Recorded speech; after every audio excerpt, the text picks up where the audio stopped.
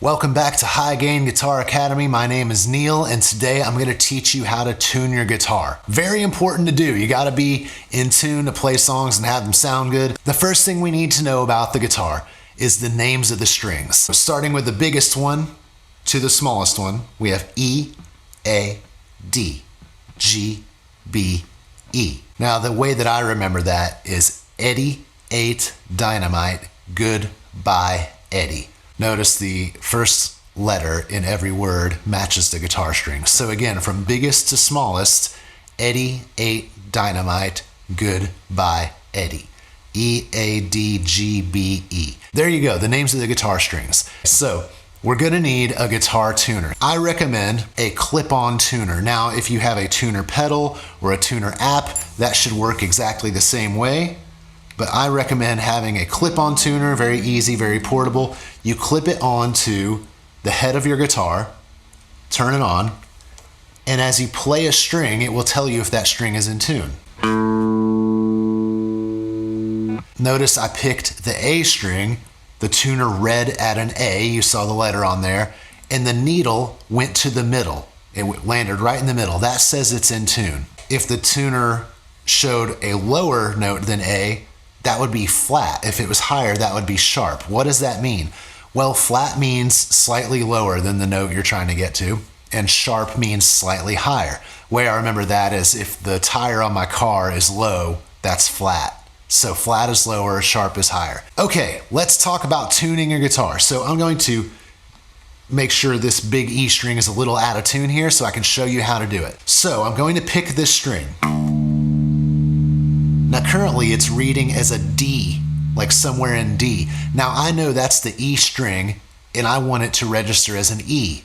Well, if I look at the alphabet, A, B, C, D, E comes next, so I need it to go higher. That means the note is too low. If it says it's a D and I know it should be an E, we got to tighten the string. On this guitar, being that the tuners are all on the top, yours may be 3 on one side, 3 on the other, but on this guitar, they will all have the same directional tuning. So to me, tuning up means turning the tuner counterclockwise, like away from me.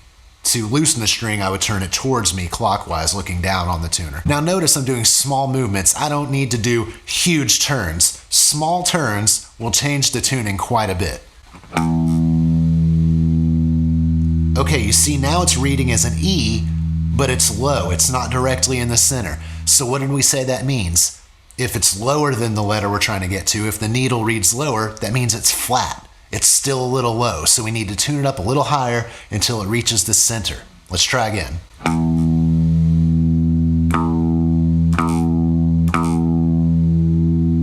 There we go. Notice I picked the string a couple times so it would keep vibrating and the tuner could understand what was happening.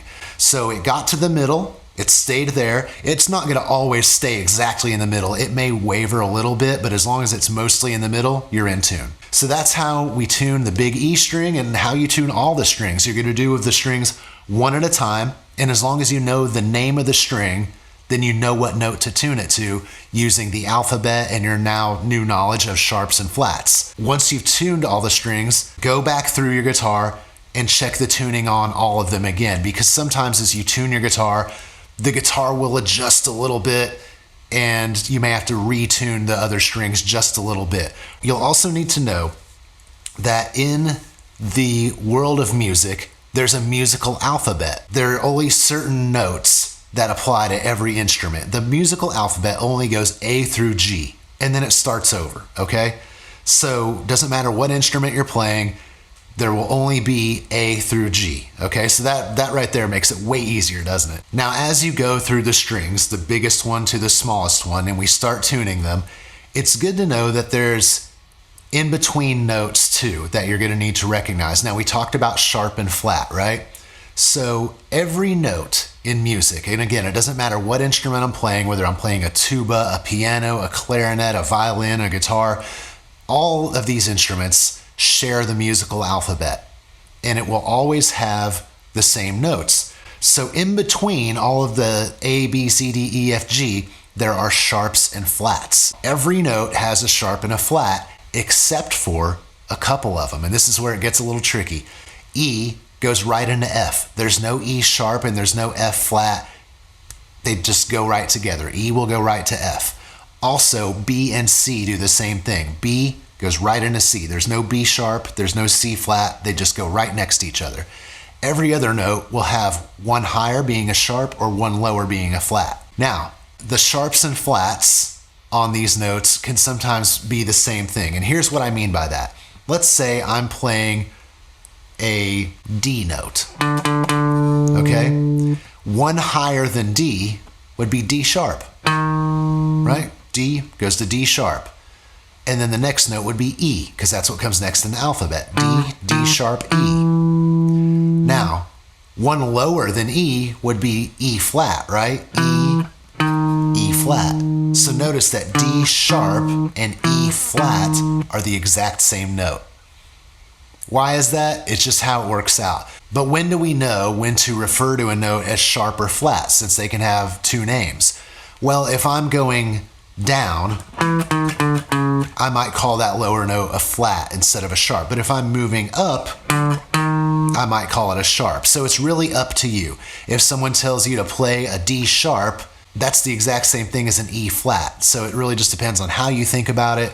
It's good to know. I know it's confusing, but now you at least have an understanding that there's a musical alphabet, A through G, and in between those letters, there are sharps and flats, except for a couple of them, and it's like that on every instrument, okay? It'll take a little while to absorb that, but this is basically like learning a new language, okay?